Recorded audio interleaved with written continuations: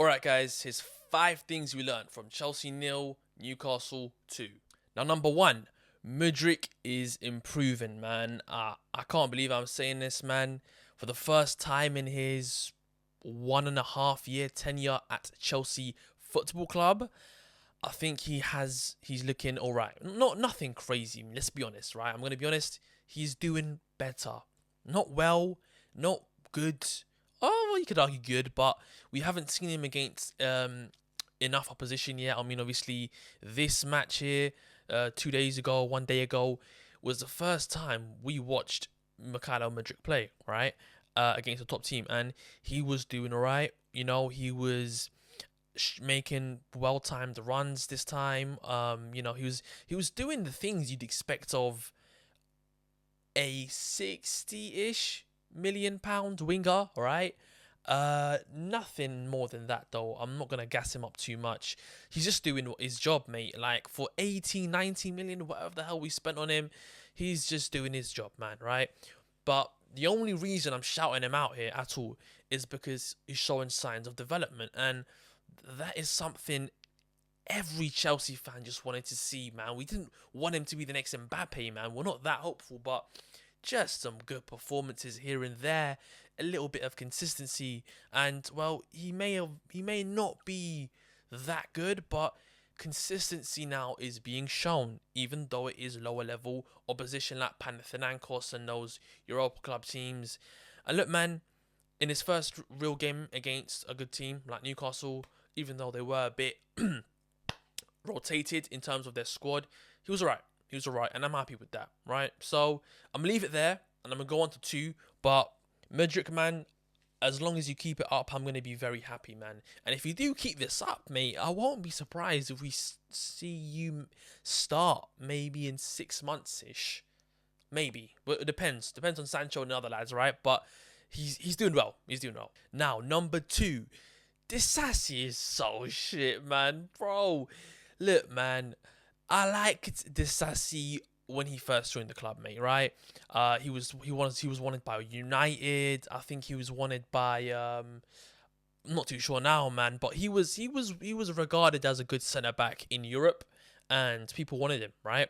And when I heard that he had a partnership with Beniot Badiashile, who at the time I thought was a great player. I thought he was a young, talented centre back who was just going to improve and become a starter at Chelsea Football Club. But last season he was a bit shit as well, let's be honest. And this season it's a bit better, but still. And Disasi, look, don't get me wrong, man. He's being played as a right back. He's just not a right back. He's not got the pace. He's not got the technical ability. He's just lacking so much as a right back, even as a inverted fullback, you know what I mean? As like a sort of like the Ake role, you get me? Like those sort of player, like the Kunde role, for example.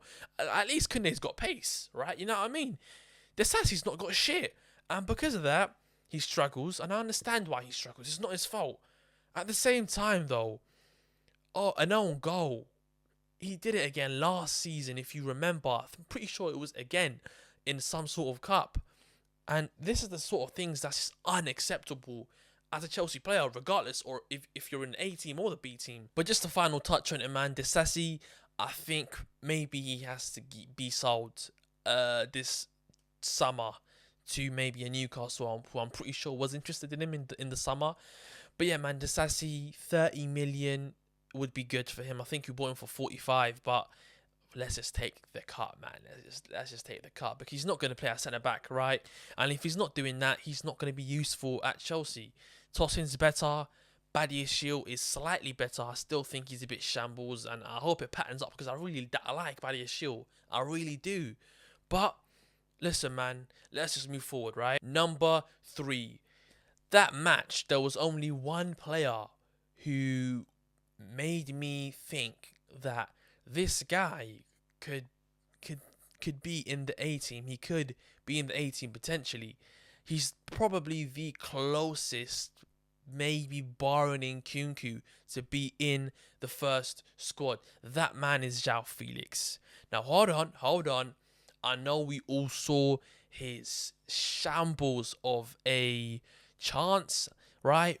It was a one-on-one at the end of the day, let's be honest. But if we're being honest, man, it was difficult. It was hard, man. Maybe he could have went around the keeper, but a touch that fast is difficult for any player, man. Even Palmer. I'm sure Palmer would have made it work, to be honest with you, with a chip or something. But with Felix, man, I don't know what he was doing. Was it a chip? Was he trying to make a touch on a ball? Was it a shot? I don't know. I really don't know. And it could have been done so much better. And for that, the reason he missed that, him missing that goal, is what kind of shows us why he's not in the first squad. You know what I mean? But at the end of the day, man, his dribbling skills in the match, his progressive dribbles, getting past men. I'm sure we all remember I think it was in the first half where he did like a brilliant set of skills to get him just outside the box, and he got a shot. Was it on target or was it slightly off? I think it was slightly off. It was a good shot, man, and good shot's a bit of a stretch, but it was a good dribble. And if his shot was a little bit better, that's a goal. And at the end of the day, man, it's just tough, man. The loss was a bit annoying, but at the end of the day, it's a Carabao Cup, right? And all I want to say is Felix is looking like he's got something in him, and if he can keep working on that, I could see him in the first team. I really can. All right, number 4. Christopher Nkunku is a good player. Maybe not as great as he once was back in Bundesliga before his 1-2 injuries around the World Cup times and last season. But at the end of the day, even though he's not great, he's still good. Even though he's good, he's not a number 9. He cannot play number 9 against Panathinaikos and these other shit clubs. It's alright. But if we're being honest with ourselves, mate, he's not a number 9. He doesn't have the pace. He doesn't have the I don't really know, right? I can't really get too detailed in it because I haven't really thought about it. But let's be honest, mate. He doesn't make the runs that Jackson makes. I never thought I'd say this, but Jackson's better than Nkunku, right? As a number 9 at least, right? Now, I do like Nkunku when he comes off the bench for the last 15-20 minutes in the Premier League matches because he brings something decent, right? And it's only 20 minutes for that time. Him with his tight space dribbling, with his decent finishing is good. I like that. But as a starter, even in the Conference League, we need some more. I need some more. I just need him to be playing as a number 10, to be honest. And I don't know if why I feel this way, but I feel like Felix would be a better number 9. Is it just me? Like, of course, he would be a false 9, right? Just like what Nkunku's trying to do, but Nkunku doesn't do it well. And when I watch these games of Nkunku, I just don't see him on the pitch enough. I don't see him making an impact. And I feel like if Felix was a bit higher up, right? His sort of dynamic dribbling and his enthusiasm would kind of be better, whereas Nkunku, who's technically very good, who's technically very smart, who makes good passes and shots, would be better a bit deep down, maybe driving forward. I think that would suit Nkunku so much better as kind of being in a role where he can be versatile. We can shift to the left, play as a winger, shift to the right, play as a winger, stay in the middle, go a bit deeper, and then drive forward. Whereas Felix, him dropping deep and then making a sudden run, I think would suit the team so much better. I don't know, that's just me. Let me know what you guys think in the comments. And last but not least, number 5. Carney Chukwuemeka is not rated by Enzo Maresca. I think that's very clear now, man. Now, Carney Chukwuemeka, personally, I like him, man. He's a good player. He's talented, man. He's a ball of talent. And last season, he scored 1-2 important goals for us. And he wasn't on the pitch much because of injuries mainly. He was given a chance. And look, the first 2 games last season when he played, I was like, who's this fella? He's alright, but is he really going to make a difference? Then you saw that he slapped it top right. I think it was in the 3rd Premier League match last season. It was beautiful. I think he got injured the very same game, But when he came back in the cup, he scored a goal. It was nice. It was nice. It was nice.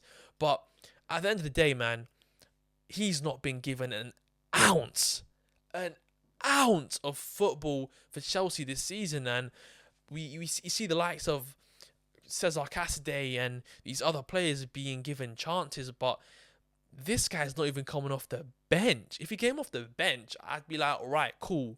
You got Felix in front of you. You got Nkunku in front of you in the B team, right? But to not be getting any bench minutes, you know what I mean? When Felix goes out for the last 20 minutes, you get me. Carney could slot right in. I want to see Carney play. I want to see him, see how well he is. But unfortunately, we're not seeing him at all, and I don't know why. Because I think he would be good. But at the end of the day, it doesn't matter because clearly, Enzo Maresca, he doesn't rate him. And I think that's not too harsh to say. Let me know what you guys think in the comments, but that's how it seems to me at least. And what can I say, man? Anyways, guys, those are the 5 things. Please let me know in the comments what you guys thought about them. Let me know, right? And I'll see you guys next week.